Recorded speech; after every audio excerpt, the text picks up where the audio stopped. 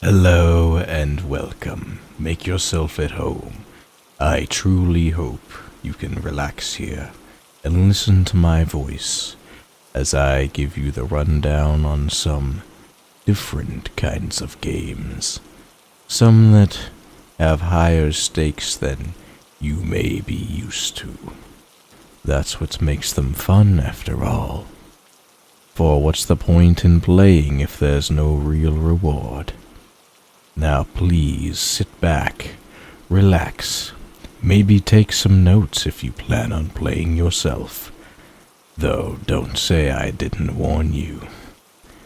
And enjoy the stories.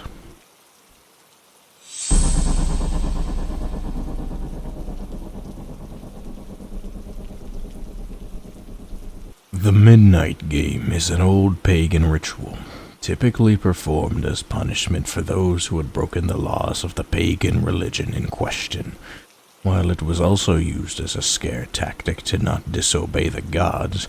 There is still a very existent chance of death to those who play the Midnight Game. There's an even higher chance of permanent mental scarring. It is highly recommended that you do not play the Midnight Game. However, for those few thrill seekers searching for a rush, or for those delving into obscure occult rituals, these are simple instructions on how to play. Do so at your own risk. Some prerequisites. It must be exactly 12 a.m. when you begin performing the ritual, otherwise it will not work. You will need a candle, a piece of paper, a writing implement, matches or a lighter, salt, a wooden door, and at least one drop of your own blood. If you are playing with multiple people, they will need their own set of the aforementioned materials, and they will have to perform the steps below accordingly. Step 1. Write your full name on the piece of paper. Put at least one drop of blood on the paper and allow it to soak in. Step 2. Turn off all the lights in the place you're doing this. Go to your wooden door and place the paper with your name in front of it. Now take out the candle and light it. Place it on top of the paper. Step 3. Knock on the door 22 times. The hour must be 12 a.m. upon the final knock. Then open the door, blow out the candle, then close the door. You have just allowed the Midnight Man to enter your house. Step 4. Immediately relight their candle. This is where the game begins. You must now lurk around your now completely dark house with the lit candle in hand. Your goal is to avoid the Midnight Man at all costs until 3:33 a.m. Should your candle ever go out, that means the Midnight Man is close. You must relight your candle within the next 10 seconds. If you are not successful in doing this, you must then immediately surround yourself with a circle of salt. If you are unsuccessful in both of your actions, the Midnight Man will create a hallucination of your greatest fear and rip out your organs one by one. You will feel it, but you will be unable to react. If you are successful in creating the circle of salt, you must remain in there until 3:33 a.m. If you are successful in relighting your candle, you may proceed with the game. You must continue to 3:33 a.m. without being attacked by the Midnight Man or trapped inside the circle of salt to win the Midnight Game. The Midnight Man will leave your house at 3:33 a.m., and you will be safe to proceed with your morning. Indications that you are near the Midnight Man will include a sudden drop in temperature, seeing a pure black humanoid figure through the darkness, or hearing very soft whispering coming from an indiscernible source. If you experience any of these, it is advised that you leave the area to avoid the Midnight Man. Do not turn any of the lights on during the Midnight Game. Do not use a flashlight. Do not go to sleep. Do not attempt to use another person's blood on your name. Do not use a lighter as a substitute for a candle. It will not work. And definitely do not attempt to provoke the Midnight Man in any way. Even when the game is over, he will always be watching you. Good luck. You will need it.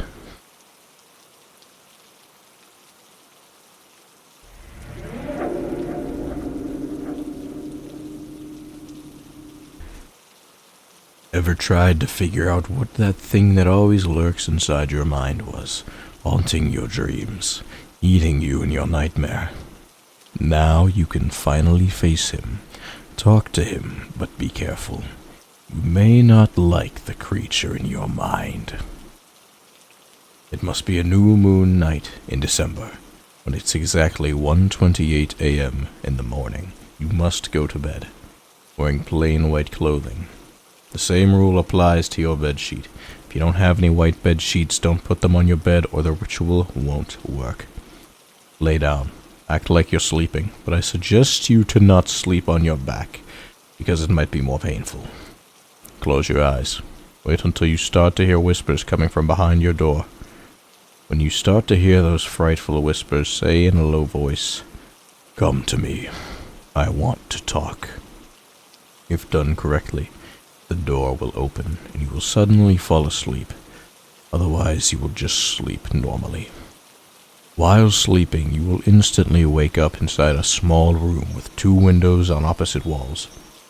Outside the windows, there are endless night skies raining blood both up and down. There's nothing but a table, 2 chairs, and blood. Blood everywhere. Act like you don't mind that at all.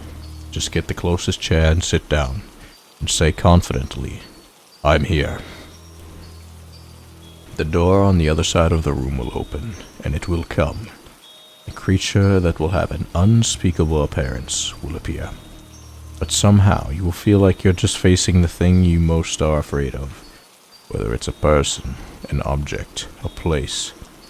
Just stare at the creature as it approaches and sit down. Do not panic. It won't hurt you.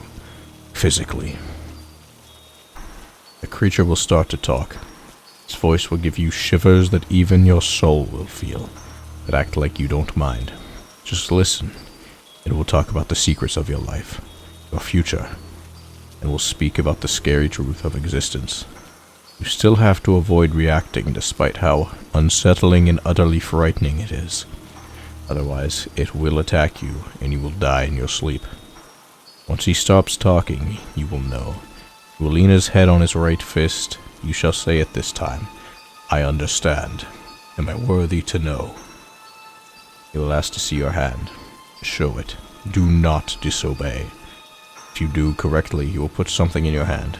You can't tell what it is at the moment, but when that happens, you will wake up and it will be exactly 7 a.m. You will notice something in your hand. It will be closed. Open it. Don't worry yet. You'll see what the monster placed in your hand. It could be one of these 4 possibilities.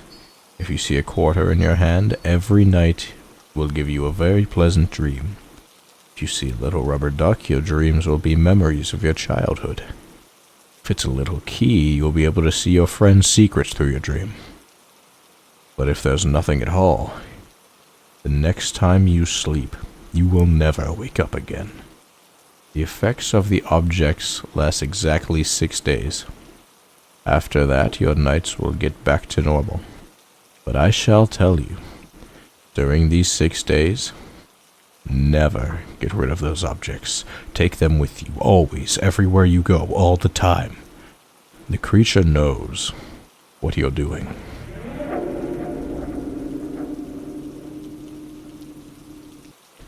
There's a legend circulating around the television industry. It's about Channel Infinity. Channel Infinity is hard to get to, and reports vary to what it actually is. I will tell you how to get there, and then what to do. Acquire a television, preferably with analog for the best experience. The older the better. Acquire a remote control. It does not have to go with the television you're using. Turn on the TV and set it to a channel that's just static. or even just a plain black screen if you're using a digital TV. Basically any channel that you don't receive. Leave the room for about 3 hours. If you have a significant other in the house, have them with you. It's also best to call over a few friends. During those 3 hours, you should acquire a few items. I will list them in order from the most important to the least. Though, note that none of these are mandatory, but you will wish that you might have them. You will want an item that you hold dear, 2 handheld mirrors, a firearm or other weapon, a favorite book, a mobile communications device, key, and a sledgehammer or pickaxe. After roughly about 3 hours have passed, re-enter the room and have everyone else wait outside the door. Close the door.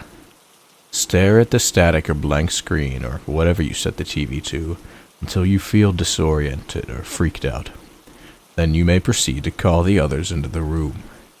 Give the item that you hold dear to the person that you care about most in the room, and send them back out. If you did not grab an item that you hold dear, hug that person and whisper a secret in their ear. Send them back out, and command them to not come back in, no matter what, until you open the door again. Note that this will be harder for them if there are more of them, but it'll be safer for you if there are more people. Trust me. Hold the mirrors so that one is reflecting the television screen into the other, and the second is reflecting you, so it looks as if the television is behind you. Stay like this until a question appears on the screen. If you did not grab the mirrors, then sit in a chair facing away from the TV until you hear a noise. Grab the remote. There will be a question on the screen. Press channel up to answer yes, and channel down to answer no. There will be anywhere from 3 to 26 questions if reports are to be trusted. The questions will be anywhere from trivial to deep philosophic personal questions. Answer as truthfully as you can, or you will not succeed in reaching channel infinity. After the questions, one of 3 things will happen. 1. Your favorite show of all time will come on, but in the episode all of the characters will be heart-wrenchingly killed. 2. You see a picture of your least favorite person or thing ever. This is where you use the firearm or other weapon. Break the TV screen. It will then fix itself. Note that this is obviously the easiest of the 3 things. Number 3. A strange, shimmery vortex will surround you, and you will be pulled into an alternate dimension. If you find yourself here, here's what to do. You will find yourself in a twisted replica of your house. You'll need to go to your room where you'll find the 4 items that you listed that you will need for this part. Take them. Exit your house.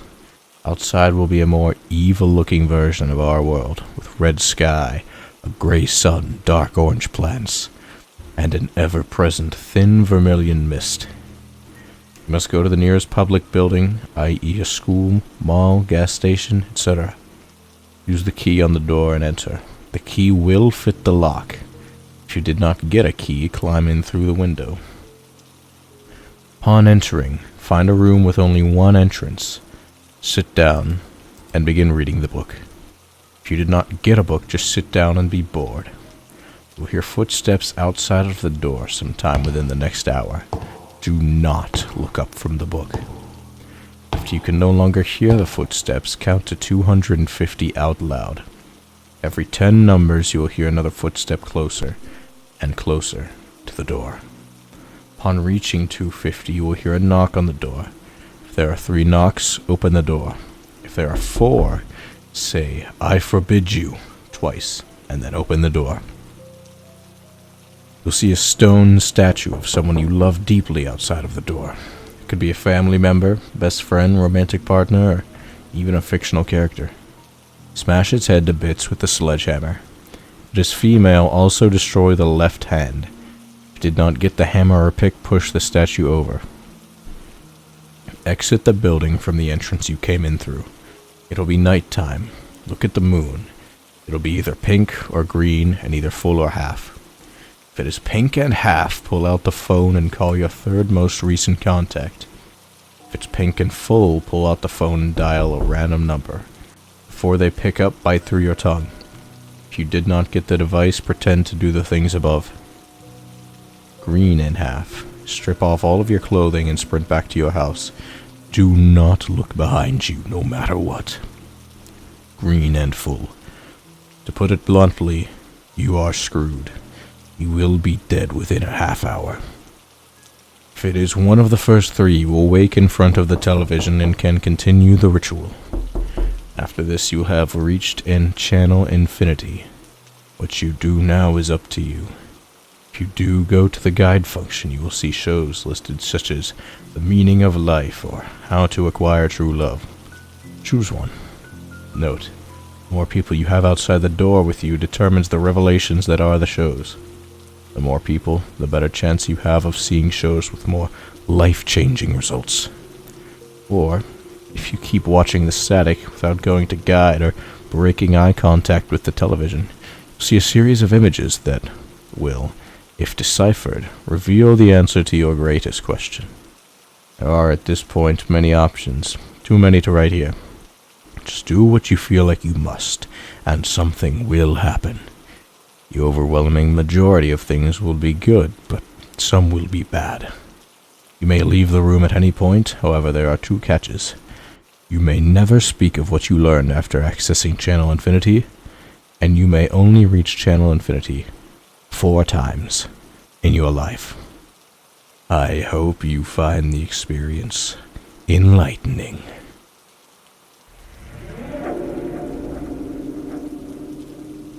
The Dark Reflection Ritual.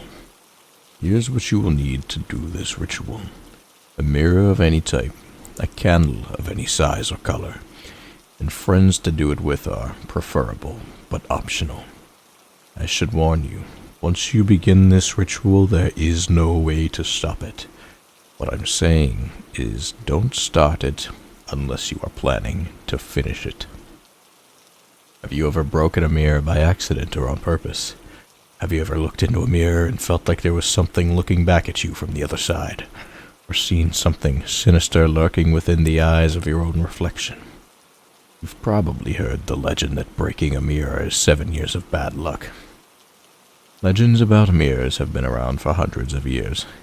In particular, some ancient civilizations believed that there was a sort of purifying effect to mirrors. They believed that by looking one's reflection in the eyes, it would transfer a person's negative energy into the reflection. They believed this had a cleansing effect, but also hidden dangers. That's why breaking a mirror has been known to cause bad luck.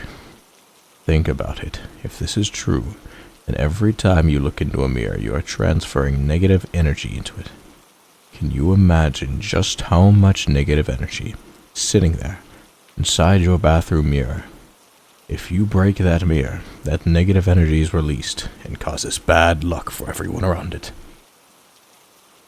For this ritual to work, you will need a mirror that you don't mind breaking. According to the manifesto, both the risk and the eventual reward for this ritual are stronger depending on how old the mirror is. Makes sense if you think about it.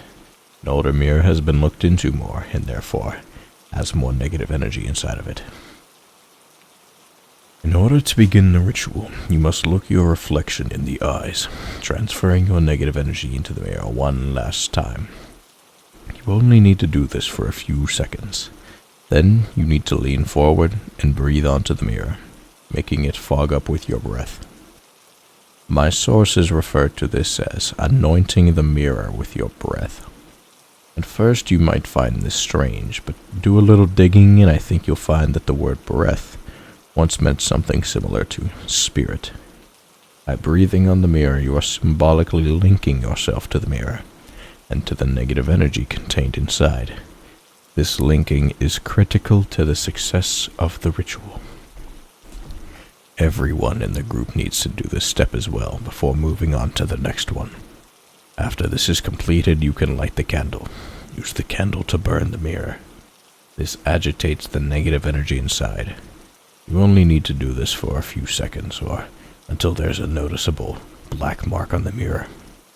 Note that the longer you do this for, the more agitated the negative energy will become.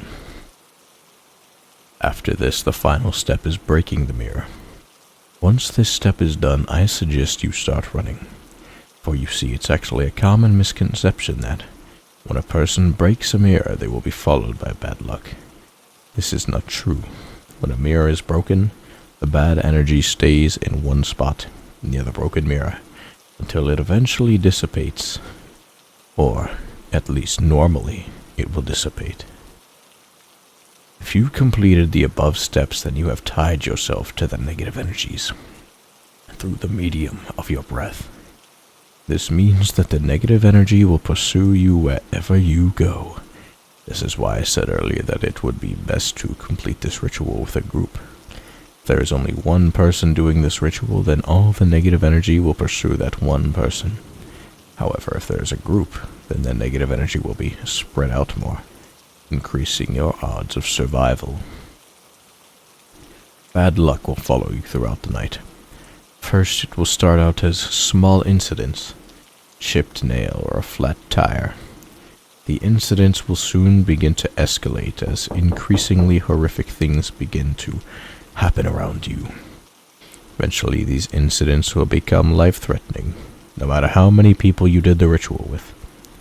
Like I said, don't start this ritual unless you will plan to finish it. The only piece of advice I can give you for surviving the night is to remember that the negative energy is linked to you through your breath. Your breath is how the negative energy detects you, and so, if you find yourself in a bad situation, try holding your breath. This should make you temporarily invisible to it. Of course, you can only hold your breath for so long. However, this technique will still might provide you with a few extra seconds to get out of a dangerous situation. At this point, you're probably asking yourself why on earth anyone would ever engage in this ritual. Why would anyone ever risk their life like this? Well, most people who try this didn't actually think that it would work. But there is a reason beyond that. The bad luck will chase you throughout the night, but if you manage to survive until dawn, not only will you find that your run of foul luck has ended, but that a new streak of good luck is about to begin. The first lights of dawn have a special, purifying property. If you survive until morning, then the negative energy inside the mirror will be purified and will re-enter your body, filling you to the brim with positive energy. After this, everything will seem to go your way. You'll find that people are generally nicer to you, and that the opposite sex are extremely attracted to you, or the same sex, if that is your thing. You'll succeed at everything you do, whether it be a job interview, important exams, a business venture. I would highly suggest buying a lottery ticket. It should be noted that the amount and duration of your good luck will be equivalent to the amount of negative energy in the mirror. If you just bought the mirror at the store, then the good luck will only last a couple of days and won't be at all severe. If you use an old mirror, though, then your lucky streak will be far more powerful and may last for months or even years. If you had an old enough mirror, you use a mirror that has more personal connection to you, such as a bathroom mirror or a mirror from your bedroom, then the good fortune you experience will be more suited to your particular tastes and desires. One more thing I should probably warn you about is the timing of the ritual. It needs to be started after sunset with at least 6 hours until dawn. Two common tricks that people try to use in regards to this ritual are starting during the daytime and starting a few minutes before dawn. Starting near dawn is probably the least dangerous of these little cheats, but if you start near the dawn, then the negative energy will not have enough time to fully manifest before being purified. The energy will then simply dissipate into the air rather than doing anything, and you will probably walk away thinking it was all a giant hoax. Starting during the day is more dangerous. People start during the day thinking that daylight will instantly nuke the bad energy and keep them safe. However, this is not true. Notice that I said it was the lights of dawn that have the purifying power, not the light of day. By starting during the day, you give the bad light more time to pursue you, and thus decrease your odds of survival significantly. A lot of people might call you stupid or crazy for trying to attempt this. However, I wouldn't. I can understand the thinking that goes into it. I can understand wanting to take control of your luck, both good and bad, rather than accepting the seemingly random twists and turns that life seems to throw at us.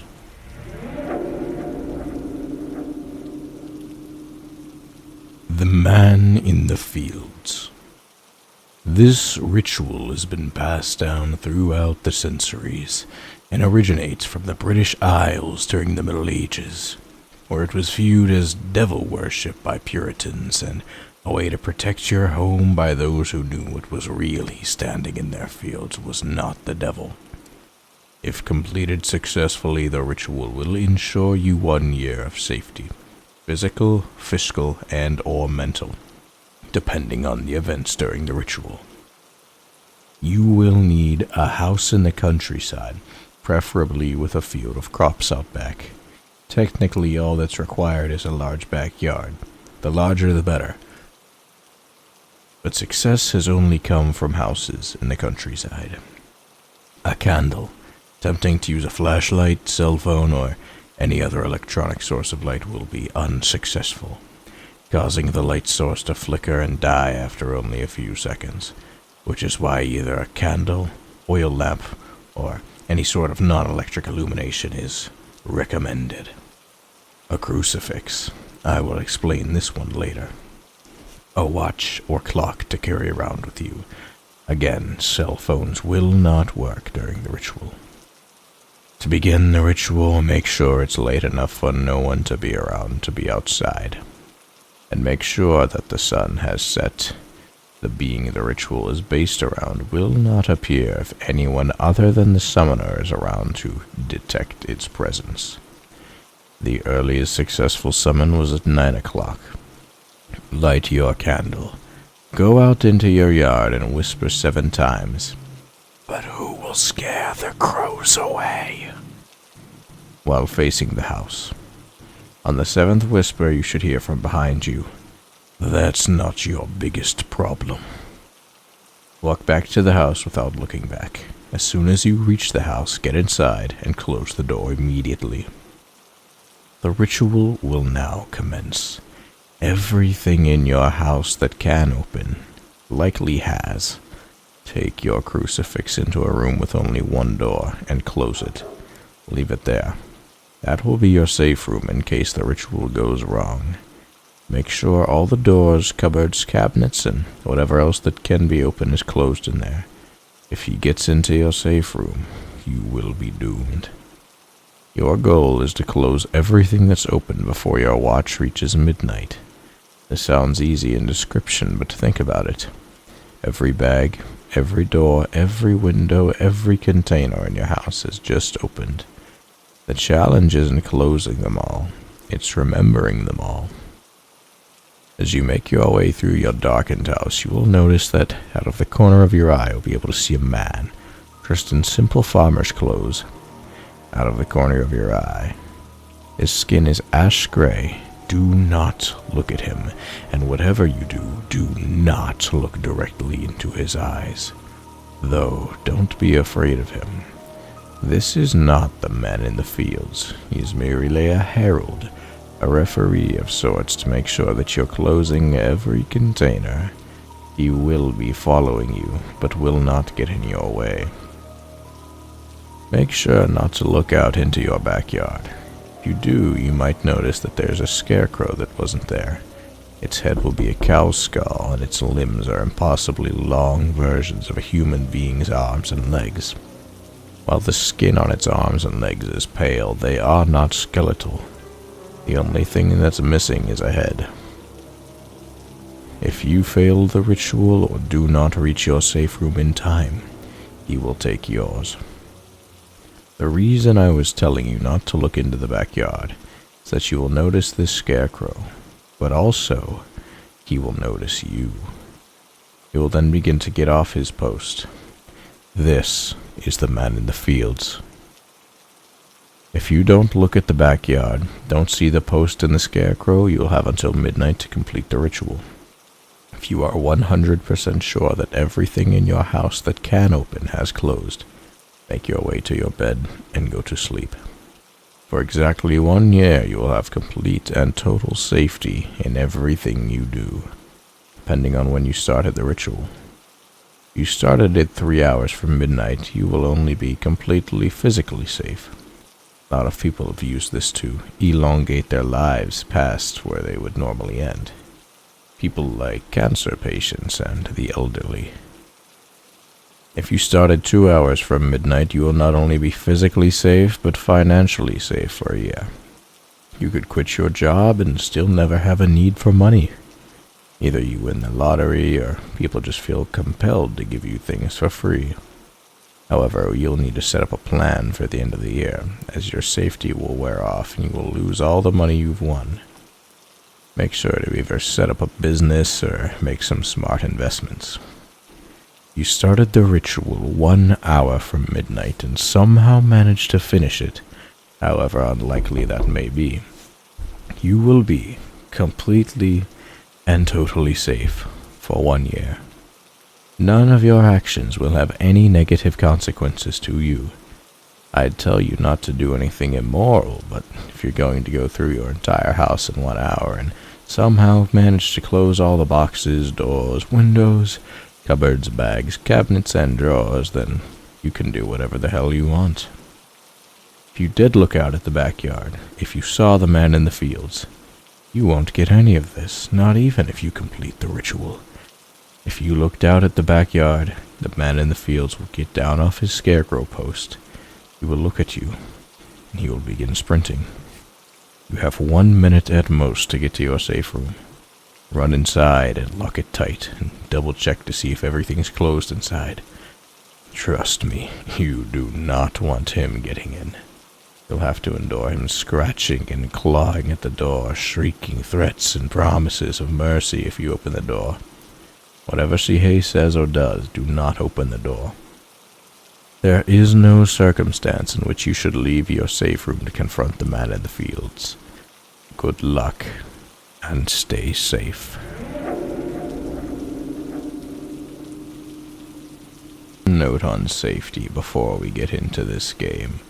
The closet game is particularly dangerous for a certain mundane reason, actually, which is that it requires lighting a match in the dark in an enclosed closet. For this reason, I would highly advise that you either do this in a large closet with lots of room, or have something like a fire extinguisher readily accessible, because it seems like the boogeyman isn't the only thing to fear here. Now, the only things that you will require are a closet and a match. You must begin at night.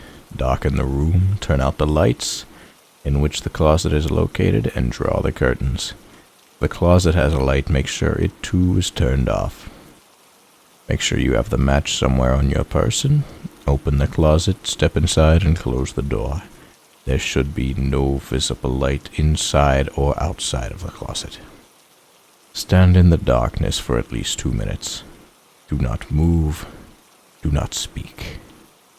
After the 2 minutes are up, hold the match out in front of you and speak the words, "Show me the light, or leave me in darkness." Then listen closely. If you hear whispers in the darkness, light the match immediately and wait. If you hear nothing, do not turn around.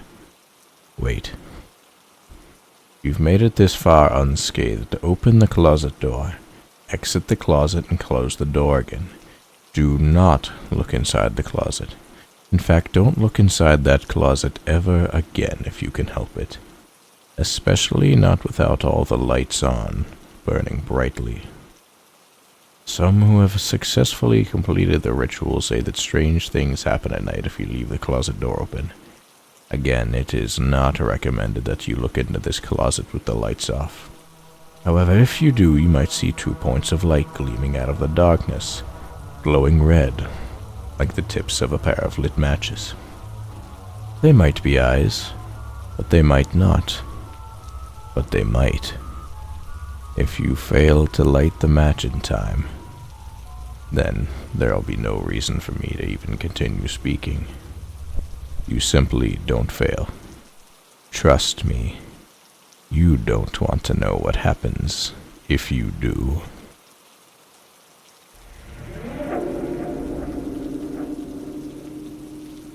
Now for one of my personal favorite games, The One Who Answers. This game is to be played by yourself, and it needs 16 candles, black if possible, but otherwise dark. Lots and lots of matches, a non-fiction book, a timekeeping device equipped with an alarm. Timer or stopwatch is optional, but recommended. A house or building in which to play, quiet, dark, with no street lights or other light sources nearby. A room inside the house or building, quiet with no windows, with only one door equipped with a lock. Pillows, blankets, and a sleeping bag are optional, though recommended. And questions, and the knowledge that you wish to acquire. To determine an appropriate date on which to play, consult a weather report and a calendar or chart detailing the upcoming phases of the moon. Choose a night on which A. there will be almost total cloud cover, and B. there will be a new moon. Both of these conditions must be met before the game can begin. Do not attempt to play on any night that does not satisfy both conditions. The game will not work. Once the date has arrived and night has fallen, confirm that both conditions are still met. If they are not, do not proceed. However, if they are, then the game may begin. First, you'll want to clear the building of other people, pets, etc. Go to the quiet, windowless room that you've picked out within the building you've chosen as your playing space.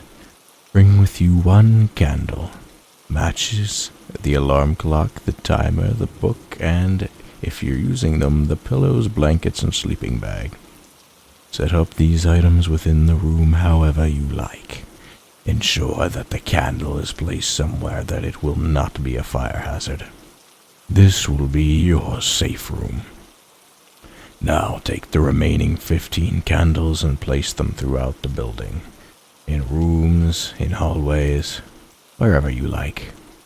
Distribute them across the building as evenly as you can. Do not place them all in a single room. For the best results, ensure that there is at least 6 feet of space between each candle, more if possible. Do not place any additional candles in the safe room. The safe room should hold a maximum of 1 candle. Once all of the candles have been placed, turn off all the lights in the building and return to your safe room. Close the door behind you, but do not lock it. Now set your alarm for 2:33 a.m. and go to sleep. When you wake, turn off the alarm if it's going off. Then check the time. If it is not precisely 2:33 p.m., do not proceed. Do not get up, do not leave the safe room, go back to sleep. Stay in bed until at least 6 a.m.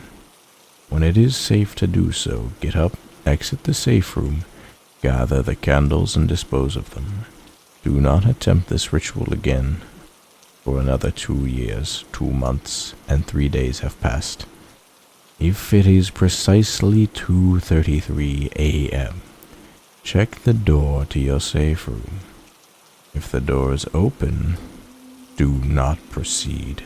Vacate the premises immediately by 3 a.m. at the very latest. Go somewhere safe. Stay there until it is 2:33 p.m.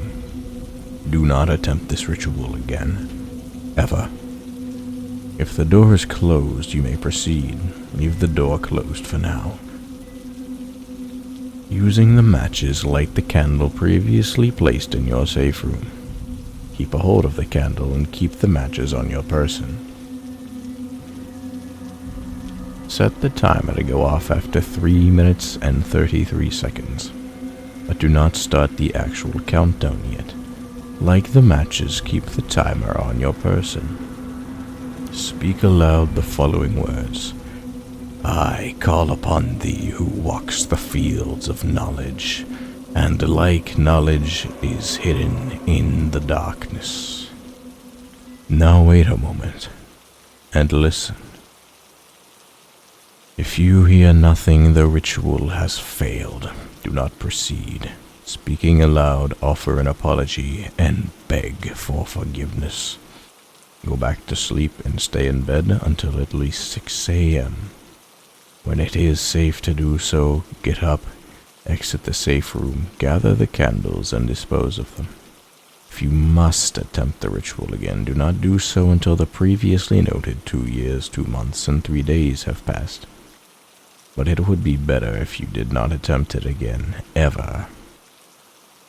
Though, if you hear a voice whisper back, listen intently to what it says.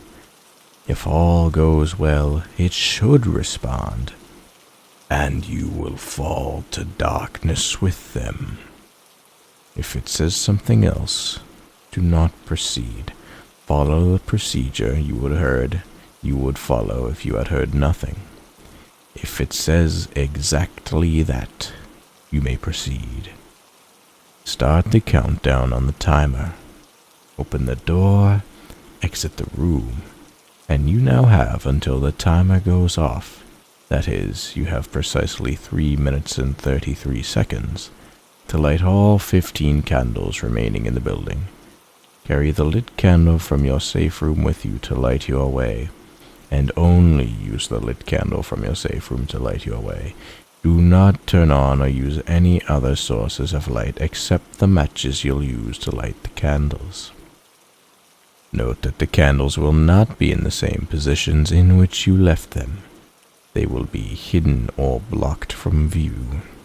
You will have to find them before you can light them. Move quickly. You haven't got much time. By the time 1 minute has passed, you should have at least 4 candles lit. Do not let the candle you're holding go out. By the time 2 minutes have passed, you should have at least 8 candles lit. Do not let any of the other candles go out either. By the time 3 minutes have passed, you would ideally have 12 candles lit, and if any of them go out, you must relight them within 3 seconds. But know too that those 3 seconds could be costly. By the time 3 minutes and 33 seconds have passed, by the time your timer goes off, you should have all 15 candles lit, plus the additional candle from your safe room. If you do not succeed, do not proceed. If you do light all the candles in time, you may proceed. If you have made it this far, return to your safe room. Close the door behind you, and finally lock it securely. Make sure the candle you're holding is still lit. Pick up your book and open it, and read aloud from it, pronouncing each word as distinctly as clearly possible. Keep an eye on the time. Continue reading. Do not let your candle go out. When the clock reads 3 a.m., listen carefully. If you hear nothing, the ritual has failed. Do not proceed. If you hear a knocking at the door, listen further. Count the knocks. If there are fewer than 16, the ritual has failed. If there are exactly 16, you may proceed. Begin asking your questions. Ask them aloud and ask them clearly, carefully, and respectfully. After you have asked a question, wait and listen until you receive your answer. The answer will be real and truthful, no matter what you ask. Keep an eye on the time. Continue asking your questions. Continue asking them aloud and asking them clearly. Continue waiting and listening between each question to receive your answer. Do not let your candle go out. You may continue asking questions until 6 a.m. When the clock reads 6, bid your correspondent farewell and thank them for their time. Only then may you extinguish your candle. Due to the fact that it involves leaving candles burning unattended, this game is a severe fire hazard and is not recommended that you play it by me or anybody else. Bystanders may not be present during the playing of this game. Matches must be used. Do not substitute a lighter, kitchen blowtorch, or any other fire-making device. The timer is optional, however, if you choose to not use it, you'd better be positive that you have a good enough internal clock that you can accurately track 3 minutes and 33 seconds down to the last second. You may have read elsewhere that, in the event that the ritual fails at step 18 of lighting the candles or step 5 of asking the questions, self-harm must be taken in response. Please note that self-harm is not advocated by me or in general.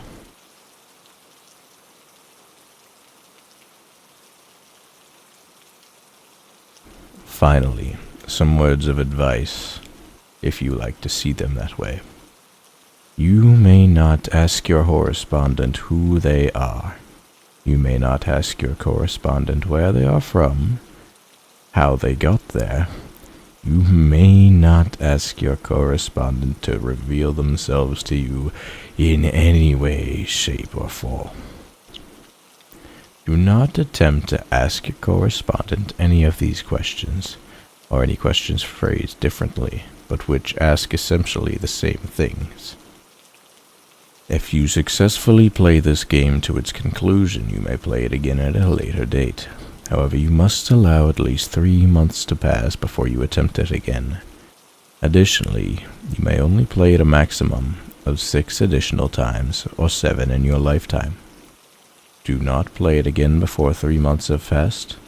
Do not play it more than a total of 7 times ever. Should you attempt it in either case, it won't go well for you. It won't go well for you at all. Have fun playing these games. I bid you best of luck.